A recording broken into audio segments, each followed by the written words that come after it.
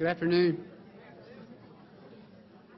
My name is Ron Perry, and on behalf of Mayor Carl Dean and Library Director Donna Nicely, I'd like to welcome you to the Nashville Public Library. Is this thing loud enough? Can y'all hear this okay? No. No? Clint, could we? The other day we had these two little old ladies came in the library, and one of them said to the other one, she said, "I got a new hearing aid last week." And the other one said, "Oh, what kind is it?" And she said, "Oh, it's about 230. We don't want that to happen to you, so we want to make sure that you can hear, because afterwards there will be some questions, and we would like for the questions to be related to the topic that the speaker's giving. So, and I know you're here for two main reasons. First, that you love the library, and secondly, that you like the concept of lifelong learning. I'm sure it's not the free food that has drawn people, but it is easier to appreciate lifelong learning if you're not running on an empty stomach. So we want to thank Vanderbilt for providing lunch for us. And I also want to mention another lifelong learning opportunity that's coming up here at the library, and that's the John Adams Unbound. You'll have a flyer in your seats when you came in, and also a bookmark. And these are actually these are the same guy, by the way, in the picture and on the bookmark. It's just that's what age does, time does to you. The exhibit itself is going to be in the courtyard gallery, and a lot of you probably know that as the mezzanine as you came through in the lobby there. It will be up on the second floor. And we'll also have some lectures and book discussions, and the details are on the flyers that are in your seat. And I especially like the last one there. It's going to also be a lecture by a professor from Vanderbilt, and the talk is titled "A Savage Feast They Made of It." And there's a free lunch for the first 50 folks that sign up. So I think that would be one that I'd like to go to. So let me, without further ado, introduce Christine Bradley. She is the Assistant Vice Chancellor for the Office of Community, Neighborhood, and Government Relations, and will introduce the program.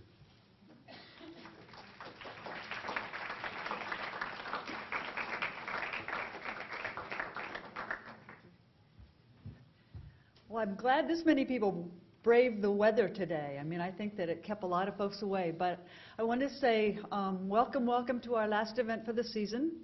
And I have a favor, because you guys, after this entire year, have seemed to me like you're pretty good sports. And I wanted to ask you a favor. Since this is about music today, this is John Brazel's birthday. So I'd like you to join me in singing happy birthday to him. Happy birthday to you, happy birthday to you, happy birthday, dear John, happy birthday to you. Thank you all.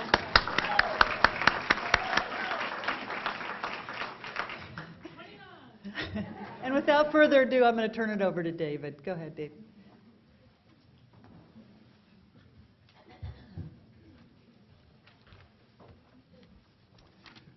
Thanks, Ron, and thanks, Christine, and thank you for coming out in all this bad weather. Unfortunately, this is the last of our sessions until the fall. We have like a summer break when you can recover your energy again. But I'm thrilled that we have today one of my own colleagues in the philosophy department, Jonathan Neufeld, who is going to talk to us about things we can hear rather than things we can see.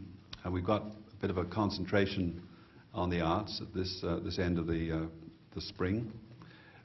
By the way, I do read all the other suggestions that you give me about people we might have and topics that we might bring up, and if they don't come through straight away, it's not because I haven't read them. It's just trying to mix and match here. Jonathan is an extraordinary mixture of philosopher and aesthetician, and I would say a bit of philosophy of law and political philosophy. Is this fair? He got his PhD from Columbia, and he's been with us now in the philosophy department for about 4 years. He writes a lot. He does a lot of public things. He's got a book in progress at the moment called Music in Public, How Performance Shapes Democracy, and I think you're going to see his talk today reflects those concerns. He recently won a large collaborative interdisciplinary grant for a project on music, authority and community, which involves actually commissioning a piece by Gabriela Lena Frank, who's just won a Guggenheim, which will then be, I guess, recorded and played here initially in Nashville and Vanderbilt. So he's actually making music happen. He's not just talking about it. And I think it's worth saying that not only is he a fabulous philosopher and a wonderful addition to our department, he's also the Tennessean's classical music critic. And I think you'll hear from today's talk just how good he is at that. He combines an extraordinary ear for detail, I would say a fearlessness in pointing out lapses and times when especially the Nashville Symphony Orchestra falls short of what it might be doing. And he's also, I would say, he's got a kind of shameless enthusiasm for excellence when it happens. And I'm certain, and I've been reading them in preparation for this introduction, some of these, sort of the backlog of some of these wonderful comments in the Tennessean. I'm sure that his reviews have improved the quality of the symphony orchestra in town. If I were a player, I would not want Jonathan to tell the public where I had, missed a beat or whatever it is that they do. I have to say that for me, reading his reviews makes me want to go to listen to the music he writes about, which I think is quite an extraordinary feat. Well, his talk today is entitled Democratic Virtuosity, Music and the Public Sphere. I'd like you to welcome Jonathan Neufeld.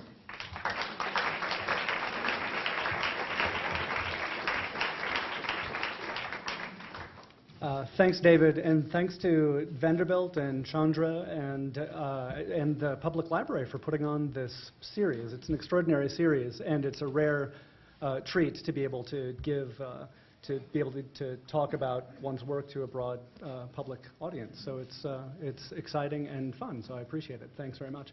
And I'm glad David ended on the nicer part of the reviewing. I didn't think I was that picky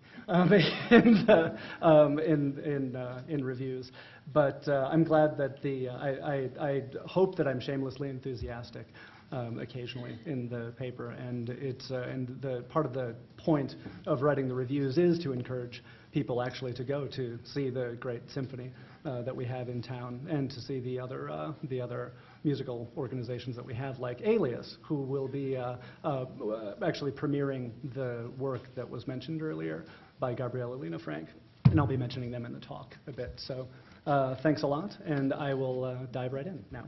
And let me know if you can't hear anything, or if you can't hear the music. So I'm going to start with a musical example. I think it would help if you were a little closer to the microphone as he was. Okay. How's this, better? Great, sorry about that.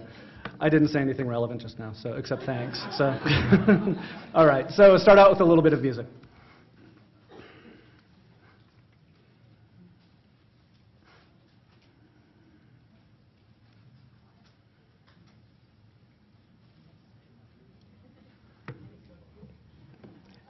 It starts quietly, it's not you.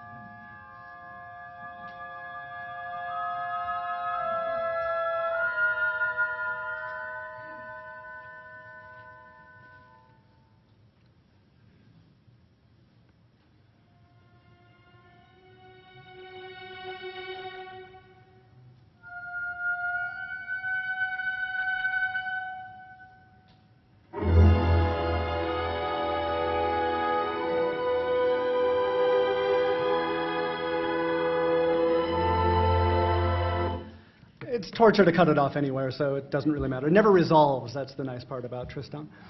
So on July 7th, 2001, Daniel Barenboim conducted the prelude to Wagner's Tristan and Isolde as an unannounced encore at the Israel Festival in Jerusalem. The recording you just heard was Barenboim conducting the Chicago Symphony playing the same piece, but that performance is quite a different animal, even setting aside the fact that it's recorded coming out of speakers in a public library that I can cut off at any point.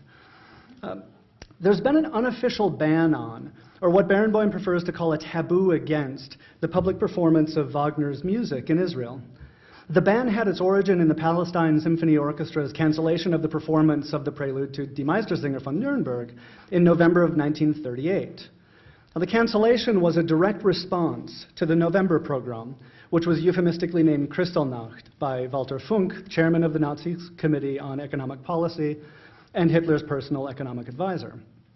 The Palestine Symphony's refusal to perform Wagner and the general ban that followed served as a public condemnation and a reminder of the horror of the Nazis.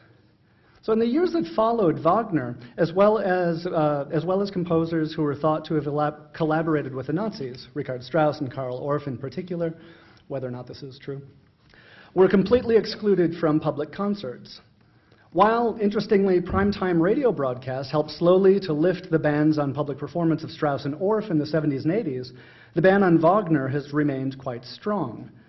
Wagner, though he died decades before the advent of National Socialism, was the favorite composer of Hitler, and that Wagner's music was used prominently in propaganda events is relatively well known.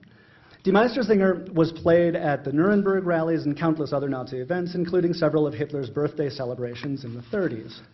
Now, Wagner's own nationalistic and anti-Semitic leanings are also well known from his essays, and although this is more of a controversial claim, from the content of some of his operas. In 1981, Zubin Mehta attempted to perform an excerpt from Tristan and Isolde, unannounced, and was stopped by the noisy intervention of the audience in Israel.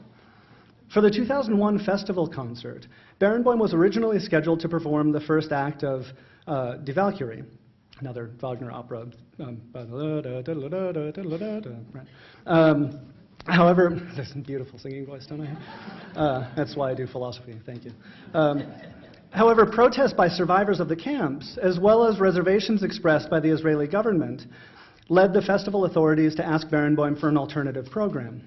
Barenboim agreed to cancel Wagner and play Schumann's Fourth Symphony and Stravinsky's Loretta Spring instead.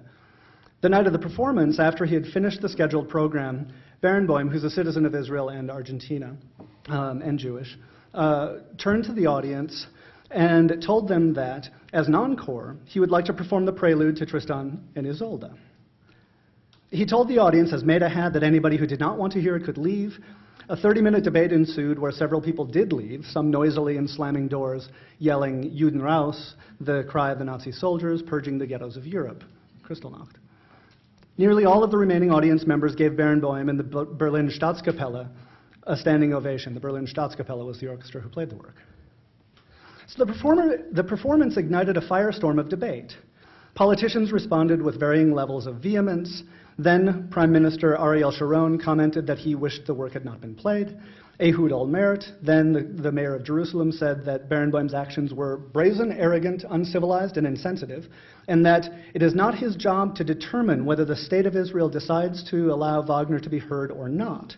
As a musician, he is great, but as a human being, I could say a few other things. Zvulun Orlev, the chairman of the Committee of Education and Culture, argued that Barenboim should be declared a cultural persona non grata, that he should be banned from performing in Israel until he apologizes for his offense. Finally, Barenboim was officially rebuked by members of the Israeli parliament. Now, Barenboim has written a number of pieces defending his choice, both before and after he actually performed Tristan. One of Barenboim's more interesting arguments is that although he's aware of the terrible associations that are aroused by Wagner's music in a large number of Jewish listeners, a number of people do not have such associations and so should not be deprived of the chance of hearing his music if they'd like to listen to it. The argument, as he set it out in an editorial in the Los Angeles Times, seems to go a bit awry at the end, and it's worth quoting in full as it brings us to the point about democracy in the music public sphere that I would like to explore. So here's Barenboim. It has always been said that Israel is a state for Jews, and this is as it should be. However, almost 20% of Israel's population is non-Jewish, and Israel has an obligation to treat these inhabitants as equal citizens. This entails not preventing people who are free of Nazi associations from listening to Wagner's music. It's not my intention to wage a missionary war in favor of Wagner in Israel. I do feel, however, that this is a case where Israel can and should define itself as a democracy." End quote. So Barenboim's transition to the talk of democracy in this passage is somewhat awkward. First of all, the democratic elements of this particular situation seem, on the face of it, to be tilted against Barenboim. What begins as an argument about preference satisfaction ends with the assertion of the right of 20% to exert their preferences over 80%. Further, although there's no legal ban on the performance of Wagner, Barenboim was, quite predictably, rebuked by the democratically elected legislature in Israel. Finally, and most significantly, I think, although he made a gesture at asking the audience for permission to play the work, it's difficult to imagine that he would have refrained from playing had the majority objected. The form of objection that Barenboim recognized, after all, was leaving the hall. Whoever stayed was taken to be giving him consent to perform. This last point highlights the fact that the concert hall seems a particularly inapt model for democratic participation. Now, what goes on during a performance, even one as unusual as Barenboim, seems to be neither democratic nor deliberative. Now, I would like to suggest that this non-democratic and non-deliberative appearance is fostered by the performer's authority within the confines of performances. What I mean by this is relatively simple. In the weeks and months leading up to the performance, Barenboim was one member among others in what I'll call a musical public sphere. He wrote letters to the editor, delivered lectures, gave interviews on the problem of understanding and performance of Wagner in Israel. However, Barenboim's relationship with the other members of the public sphere qualitatively changed when he stepped onto stage. There, he was no longer simply one member among others in the musical public sphere. On stage, Barenboim gains a kind of authority within musical practice, as does every performer. After all, performers decide that the works performed will go the particular way they do in a given concert. As performers play, they build expectations, generate surprises, draw conclusions within and between works. They make any number of performance decisions based on the long process of rehearsal, research, and deliberation that has led to the moment in which they actually play. Within the confines of the concert hall, audiences remain silent, and they're subjected to the performer's interpretation of the work. Now, this makes it sound like a bad thing, and I don't mean it to. Said differently, what I just said differently maybe, it's emphasizing something else. I might have said something like this.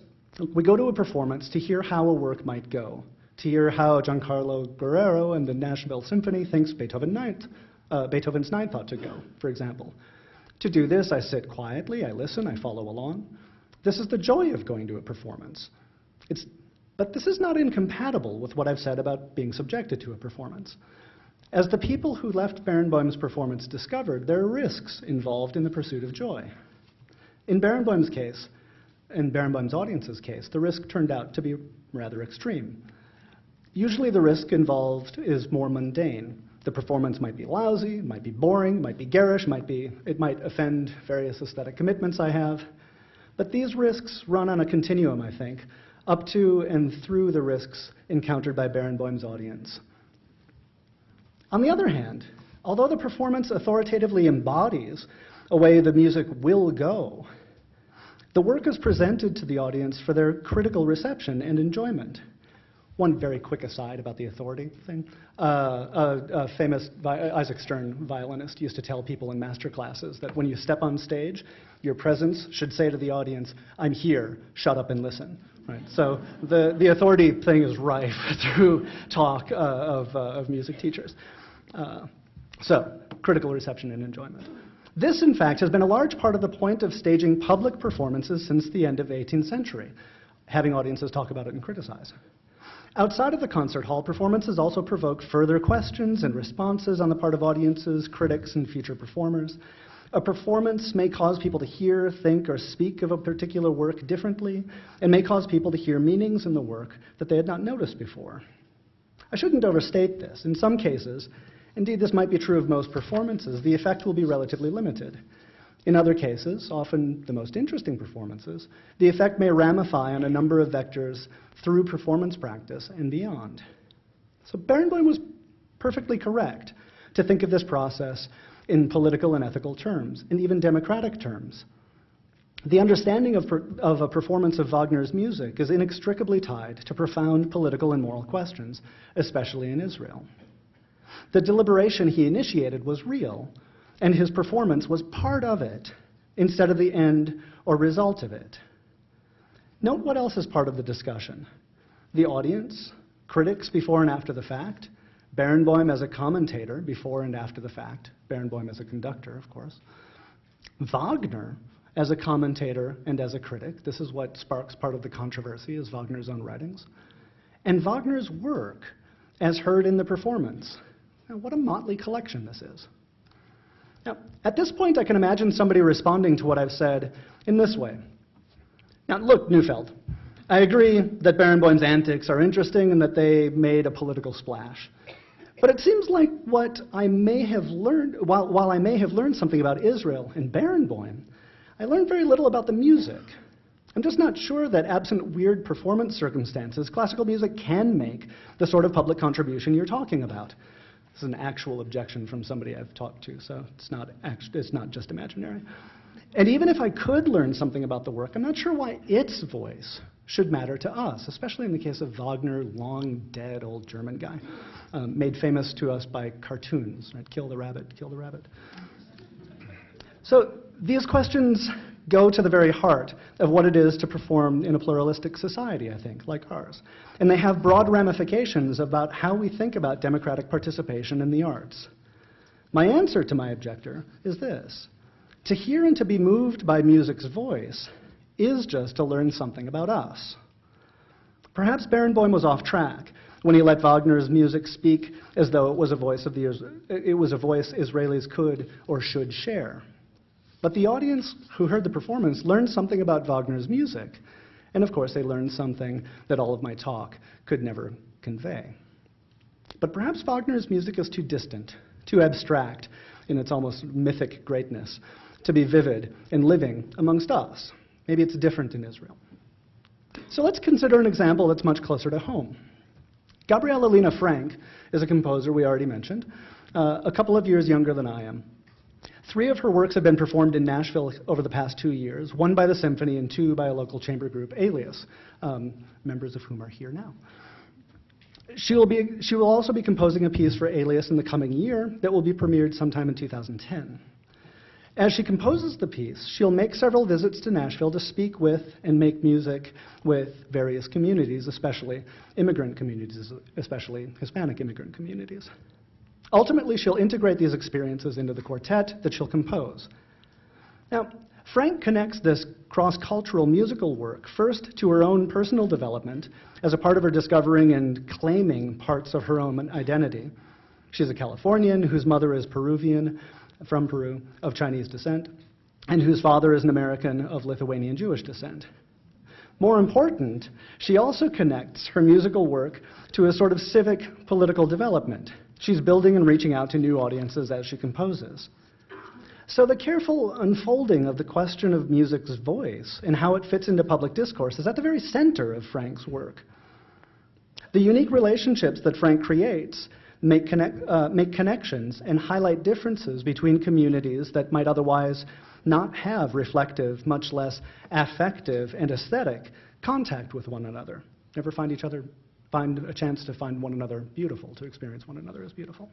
Frank's music, through sympathetic response, ignites the ethical imagination.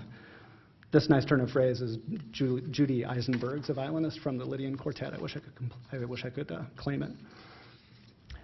Frank, with her project in Nashville as well as her work elsewhere, shows us that this is true not just in listening, but also in making music as well as the conversations we have about music, that this is a participation in democratic political discourse. Frank draws on a variety of cultural sources, ranging from Andean folk tunes sung in Quechua and Aymara, to classical and contemporary poetry in Spanish, English, and Portuguese, to everyday life in a variety of Latino communities in the United States.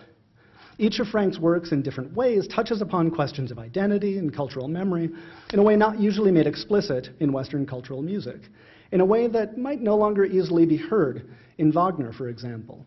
But I think after listening to somebody like Frank or other contemporary composers, you do begin to hear it in Wagner again, and Wagner then again becomes relevant for us. In her string quartet Leyendas, an Andean walkabout that Alias performed here a couple of years ago, Frank's intimate interpretations of South American folk themes in classical Western forms are neither simply reflections of another musical culture, nor are they quite translations of the music of that culture. Frank says that she doesn't want simply to use themes like a jewel in a setting. Frank's work forces us to hear multiple forms of music and culture anew, without either collapsing one into the other, or simply synthesizing them into a unified voice. Now, let's listen to a couple of examples so you can hopefully hear what she means. Frank notes that the main character of the first movement of the quartet I was just mentioning, Leyendas, is the Andean zampoña, or panpipe. Toyo is a type of zampoña. It's a title of the movement. And the main character of the second movement is the tarka, a heavy wooden duct flute that is blown harshly in order to split the tone. So Frank went to Peru and visited a variety of villages and made some recordings. So here's a recording of the Toyo.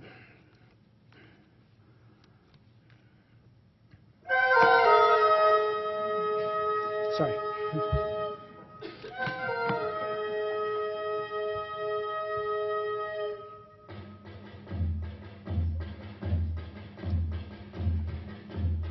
You hear it okay?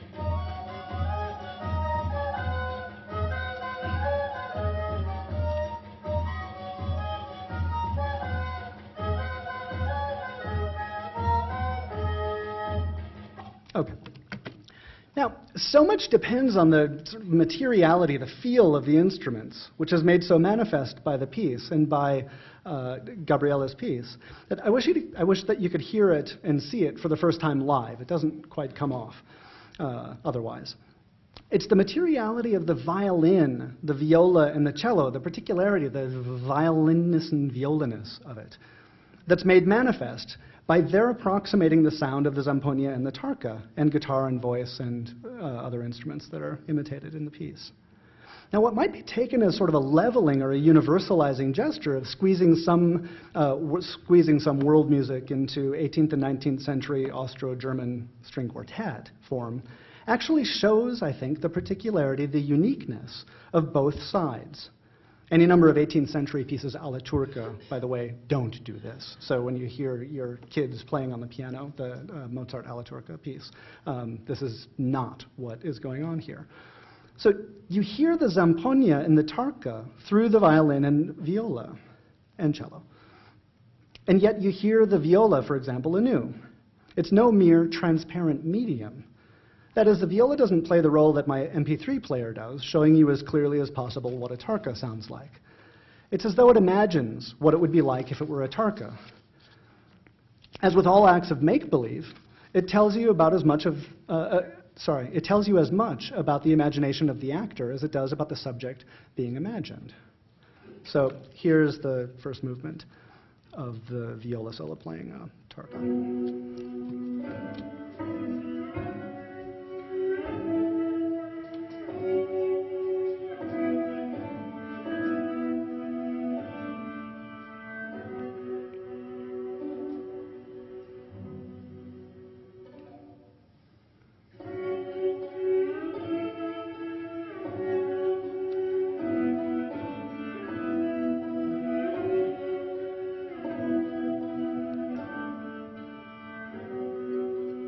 All right. So in the quartet, the sounds of the zampoña and tarka are clear. That was Toyo. Are at first closely imitated while they're introduced.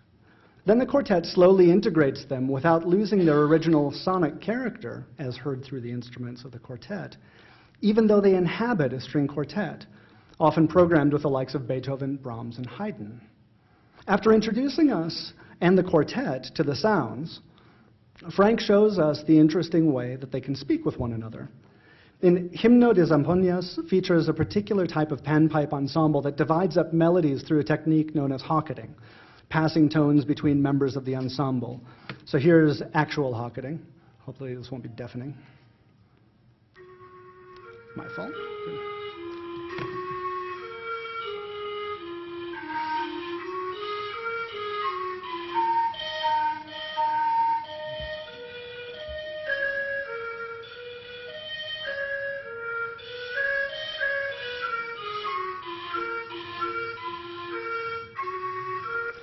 So, just as the materiality of the, so these are different instruments playing in the same phrase, right? Just as the materiality of the instruments of the quartet is made manifest by Frank's introduction of unfamiliar instruments through familiar ones, a familiar theme in quartets, the theme of conversation, is taken up and transformed.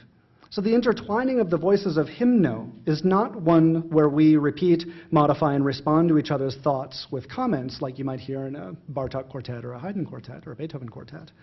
Instead, each instrument plays a role of constructing a melodic thought, but, especially in the case of actual zambonias, each still maintains its individuality. One of them had a like at the beginning of each of its tones, the other one didn't, right? So the same sort of character is transferred over to the quartet. It's being passed around.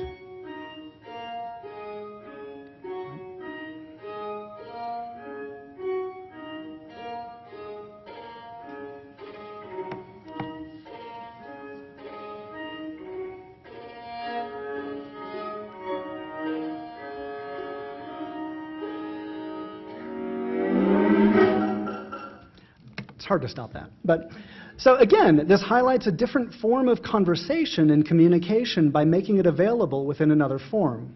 This thought-provoking and beautiful double entwinement is difficult to imagine outside of music.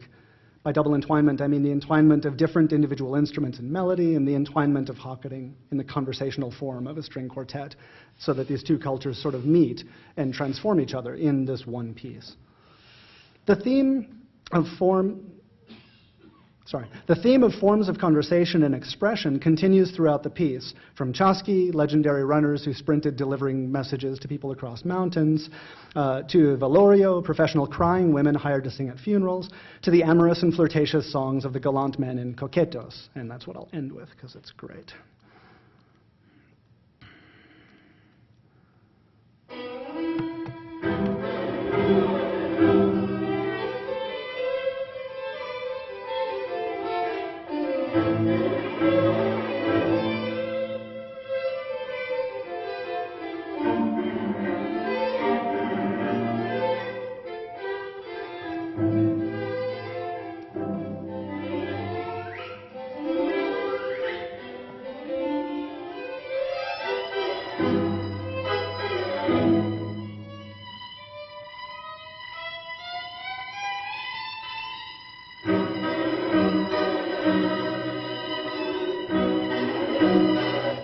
So the show-off virtuoso violin, that's such a 19th century violin jock thing to do there at the end, mixed with the Central American Andean cowboy whistling, flirting is fantastically good, very nice.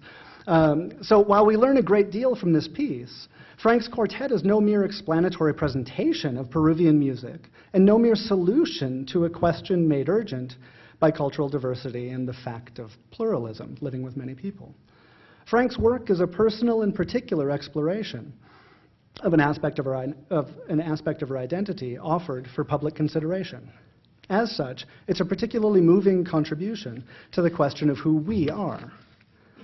Though recorded examples are a far cry from performance, I hope it's clear that it's not so easy to separate hearing the voice of the music itself from hearing the voice of the composer, from hearing something about ourselves. It isn't that we've solved a problem or figured out exactly how everything fits together. We don't have to take it that Barenboim, Wagner, or Franck have definitively answered the questions that they raise. If they were merely set up and resolved as problems, if it were merely a matter of finding a solution, then we'd quit listening after we'd figured it out. And this, incidentally, is why I still think Wagner, Beethoven, Brahms, etc., are still alive today. And isn't this just the spirit of democracy? When a voice makes a claim in a modern, pluralistic public sphere, the goal isn't simply to make sense of it and move on. The goal is to move on with the voice, a voice that may well transform how we speak, a voice that may well speak again and speak differently. So, risky though it may be, we'd better keep listening and responding. And this, of course, is at the very heart of music. So, thank you.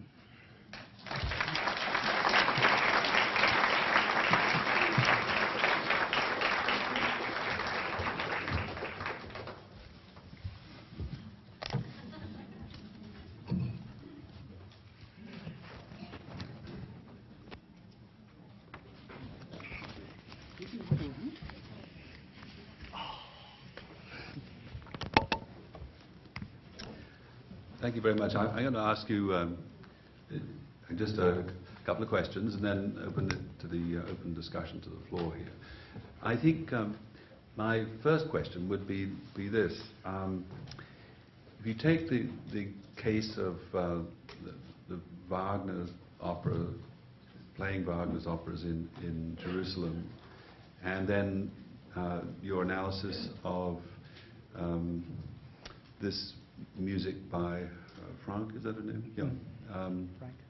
I mean, in both cases, clearly the music itself has this serious sort of background of meaning and significance in relation to questions of identity and cultural memory and so on. And your argument about the role of democracy seems to kind of work well with these kinds of cases. But I'm wondering whether it's generally true of classical music. I mean, I'm thinking, you know, if I go and listen to Bach, I actually don't want to know, and even if there is a backstory, I don't really want to know what it is. I want solace. I want to escape from, you know, the turbulence of the contemporary world. I don't want to have some message back there. So I'm wondering whether what you're talking about relates to specific kinds of music, or whether it's, you know, if I were to really understand it, it would relate to all the music that I really love as well. So, is this that on? Yeah. Everybody can hear? Good. Strange to hunch forward like this. I think it does apply to all music in different ways. So the kind of story that you'll get when listening to different kinds of music, when going to different kinds of performance, will be different. And the reason that the parallel to democracy works so well in these cases, I agree, is the sort of obvious connections to other parts, other obviously political and moral parts of society. How I'd respond to the Bach question, though, is whether you like it or not, you're coming to Bach with all of this knowledge. You're coming to Bach with a musical memory of where Bach fits in your musical experience, which has been shaped by your education, by your politics, by all sorts of things. So to seek solace is perfectly legitimate and perfectly fine and perfect in what we might, in the vast majority of cases, do. But that we seek solace is itself a decision that we make, and it's a decision that we make about Bach. And it might be a decision that is contested by all sorts for all sorts of reasons. So, for example, a book out on the shelf, they set up this nice display shelf outside. Oh, I'm sorry. This book out on the shelf outside that the library set up has a book by Susan McClary sitting on it, who talks exactly about seeking solace in Bach, and sort of the conditions under which we're able to do this don't come from nothing, and that our thoughts about Bach as solace creating don't come from nothing.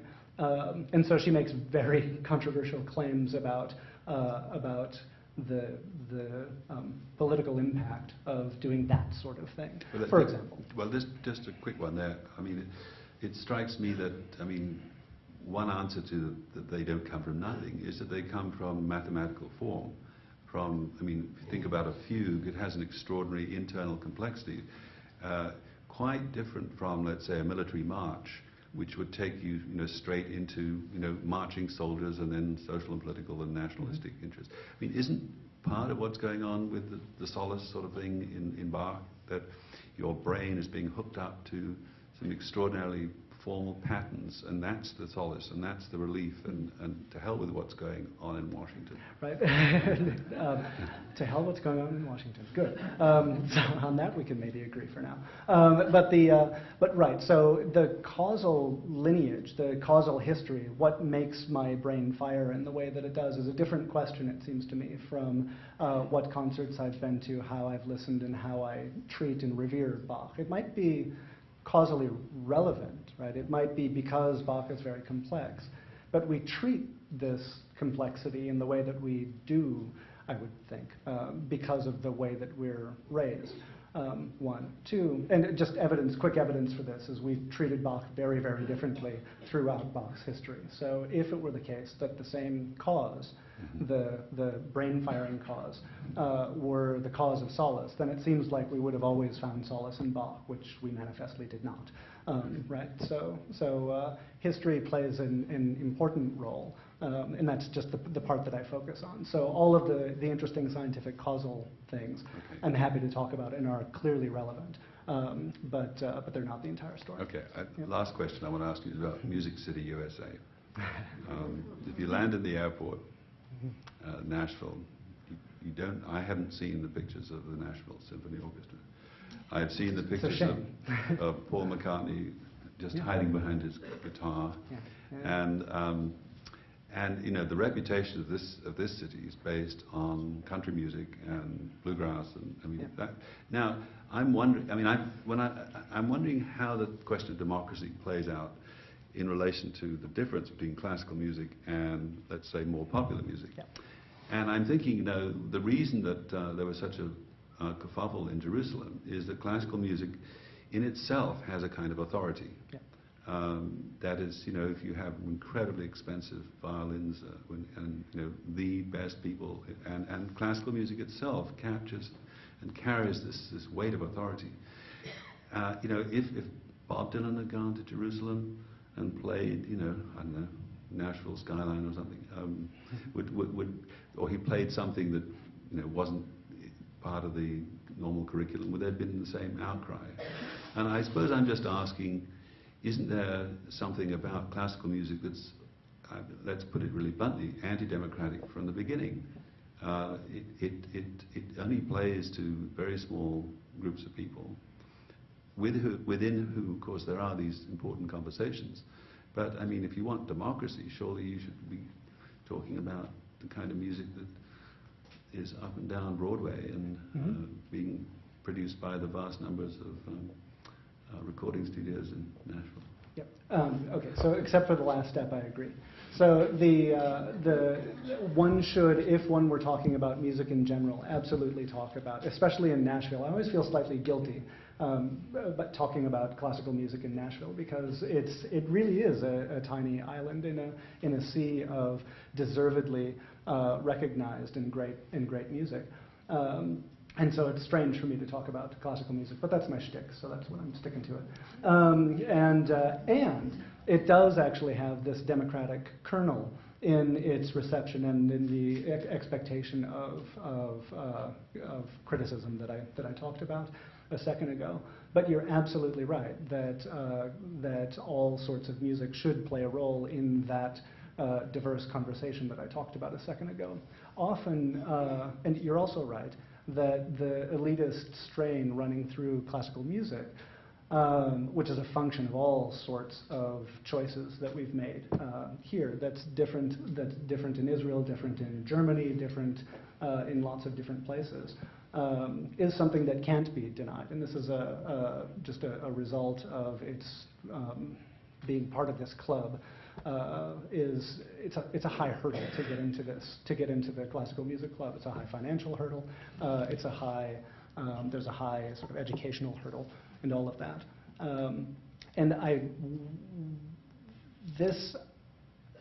So this doesn't. So that's all of that is true, but it doesn't get at the core of what it is to offer up a musical offering to an audience, what it is to offer up a musical audience to, a musical offering to a musical public. And that gesture is at its heart democratic. And if it turns out that that offering is sort of incompatible with the elitism of classical music, right? If the elitism of classical music is ineliminable somehow, then so much the worse for classical music. But I don't think that it is. So Okay. that's... Thanks very much. Well, we like to invite questions from you all, and next 15 minutes or so, and Jonathan will answer them. Do we have Is there a lady up here?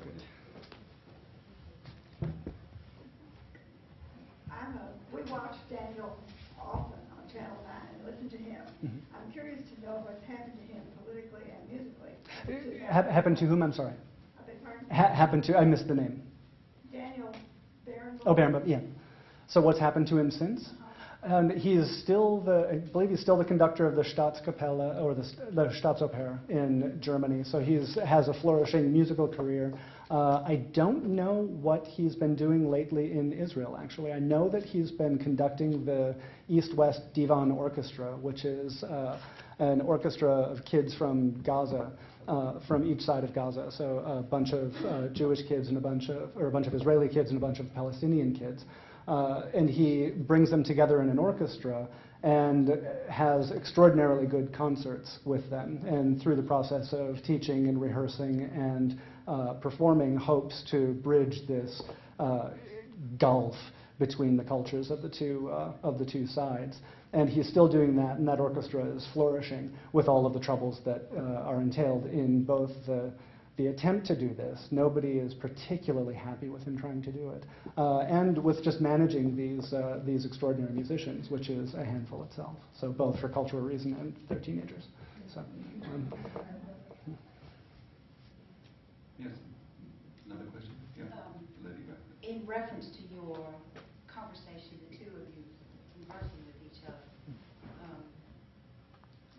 I want to say, but there is such a huge outpouring of interest from the general public towards any offerings that they are exposed to. For instance, the download from the net that comes to the Green Hills Cinema, where it is always sold out. Shakespeare in the Park. I mean, there are just so many. I think there has to be a huge commitment from all the organizations to present things to the public. Yep, that seems right, and that points to a difference between here and, say, Germany or Israel, where there's a massive state funding apparatus that supports the Israel Festival, the symphonies in Berlin, and the operas, so people can go to some of the best operas in the world for not very much money at all. For €10, I think, is the price, which is still not nothing. But it's only €10 to go to a very good opera. So I agree that availability is a gigantic impediment. And trying to figure out ways around availability problem raises all sorts of political and practical issues before you can even get to the aesthetic ones. So yeah, that seems right. Another question? Yes, lady in the middle. You're right in the center. Thank you so much for your thoughts, Jonathan. I'm thinking about possible parallels between the performance space of the classroom and the performance space of the concert hall. And I wanted to name a development that I've seen in the classroom on college campuses and ask about your opinion about how that may or may not be playing out or potentially play out in the future in the concert hall, and what that might imply for the democratic negotiation between audience and performer. And what I'm referring to is the way in which, in contrast to in the past, the authority of the professor standing at front of the lecture hall, being silently listened to by the audience, if you will, changing radically with instant messaging, with Twitter, with Facebook, with laptops in the classroom. So a democratization of the voice, of who gets to be speaking at the same time and listening. And one development in particular at academic conferences that's starting to emerge is a back channel that's simultaneous to the performance. So that you giving a talk, in some venues we would all be able to Twitter, and what we think about what you're saying could be projected simultaneously. That's So- horrifying with reference to me. Great for everybody else, but I have my concerns about this, as you might imagine. So I'm just wondering about the advent of new technologies and the impact that they might have on what you're observing as the performer-reception dynamic. Yep, I think this is nicely, thanks, really, really good question, and connected in an interesting way to the previous question, that this is one of the ways that the barriers are being broken down, both with access to new music, for example, like Gabriela Lena Frank and new composers that are rarely performed in big halls, because it costs a lot of money to perform these people in big halls. And so the barrier of entry for new artists is very difficult, and new audiences is as well. One of the things that I've seen recently happening, it's been happening for a while, but really sort of getting up and going now, is either simulcasting concerts or actually just streaming concerts so they're re-accessible online. I think the LA Philharmonic is doing this, who's been groundbreaking in programming for the last few decades also. And some local orchestras are doing this too. Smaller regional orchestras are doing this also.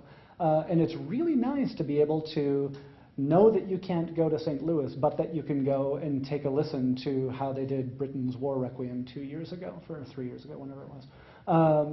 And as the videos are streamed, either on YouTube or somewhere else, you can contribute to the bottom, and you get a huge variety of people commenting. The comments on the Tennessean, by the way, underneath my criticisms, I really, really like the idea of it, but they terrify me because it's I can't respond first. I would really like to respond sometimes, but it's difficult to read the comments and then not be able to respond. Like, oh, that's a mischaracterization. But it's fantastic for breaking down walls, and it could be distracting, I suppose, if I were standing up there and I had a Twitter feed underneath me going, I couldn't pay attention to me, I know. But in the reproduction of concerts online where you can comment and say, what happened a second ago, and rewind and watch again, is really interesting, I think. It takes away a lot of the eventness. So, for example, people aren't going to get up and walk out of their computer-generated concert of Barenboim playing Wagner in Israel. So the actual face-to-face contact is lost. But it facilitates actual face-to-face contact because it brings people into halls and into concerts and all of that. And exactly as you said, the actual ability to speak back to those who are performing, I think, is vital. So, thanks. Yes, gentleman here. Yes.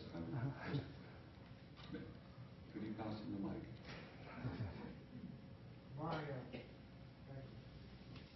My knowledge of classical music is very limited. Mm-hmm.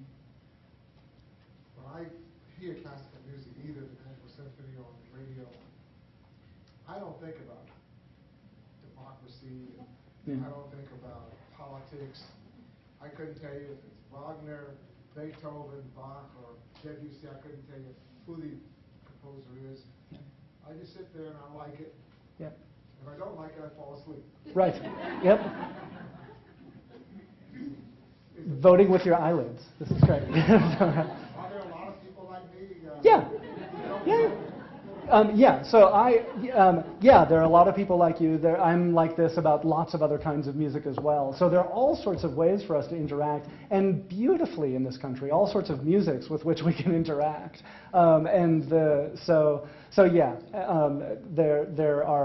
are lots of people like you. I'm like you, but just not about classical music. And this is just one of the. This goes back to David's second question last question about different sorts of musics that are available to us here and which ones I'm actually talking about being relevant to democratic discourse. And I think my claim is that all of them are relevant to democratic discourse. I haven't really checked, so there might be counterexamples. But I feel happy saying all musics are relevant because all musics give different forms of voice for us to respond to or not. So if people systematically fall asleep to a certain kind of music, then there's a worry about that kind of music. But if some fall asleep sometimes, then that just seems like we have a healthy set of diverse preferences among us. So, yeah. Yes.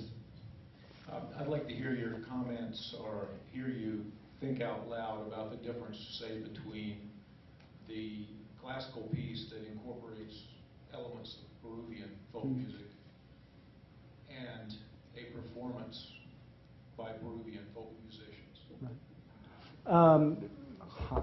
So it depends what here in I'd need a little bit more So in order to answer the question, I would like a little bit more. I would like to know where the Peruvians are performing and how they're performing. So I could imagine, for example. Go ahead. You want to?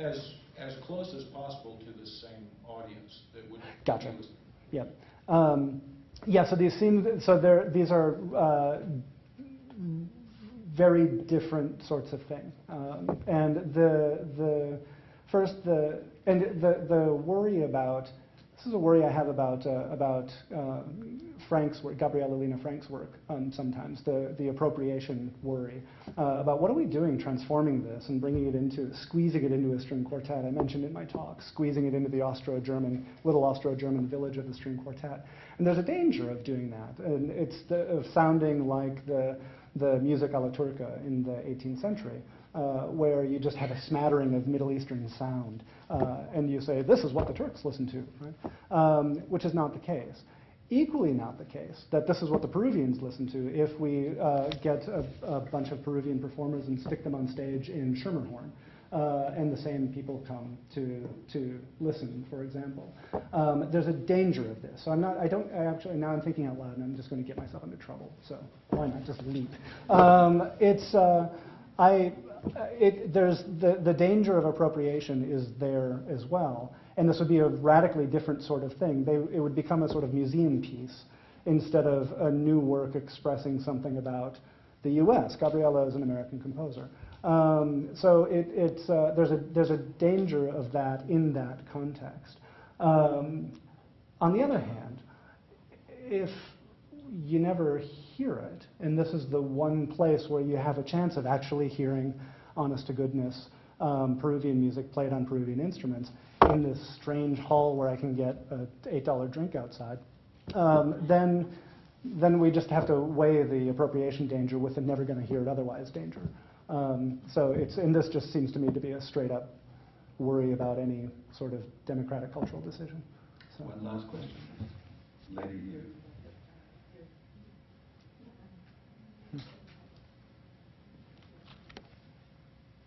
Are you going to sing for us? Oh, no, for sure not. I really have two comments. One has to do with what you call the appropriation, and I sort of thought of the same thing, but when you think of Gershwin and his Cuban symphony, I don't think of that as appropriation or anything negative. I see it as enriching our background. So that's one comment. Concerning Wagner, I think when it was done, there was still too much memory of the Holocaust. And for that reason, in the emotions, now if you do it 100 years later, or perhaps 200 years later, that memory will be not so much a political footnote, but it won't have the emotional impact. And so I recently saw La Bohème, and there are some references there about political dukes or something. And it sort of passes over our heads, but at the time that was performed, that might have been a little more relevant politically. Right. So I wonder if you'd talk about Sure. the time factor in Right. these things. So very briefly, spot on about Gershwin, and I think it's just an individual question, a question that we take work by work with appropriation, and maybe also time by time, just depends. The temporal question with Wagner, I hope we never get to the time where it's not an emotional memory, frankly. So it would be, if Wagner wouldn't be a problem because we don't have the core emotional reaction to the atrocity of the middle of the 20th century, then I think something has gone wrong. So if it was too late for that reason in 2001, then I think it's still too late. And if it wasn't too late in 2001, which is what Barenboim said, that look, we've moved far enough that we can dissociate Wagner from that, right? The appropriation and the use of Wagner was a misuse by the Nazis. To actually acknowledge that they got it right is a mistake, and so the emotional attachment to the music should be different. That's an argument that one could have, but I hope that again the memory of the Holocaust can't fade in the way that would make it never a question whether to perform Wagner. So that's. Thank you very much, and we'll come back in September, and between now and September, go to the National Symphony Orchestra. If you can't go, just read Jonathan's reviews of the Tristan. It's almost like being there.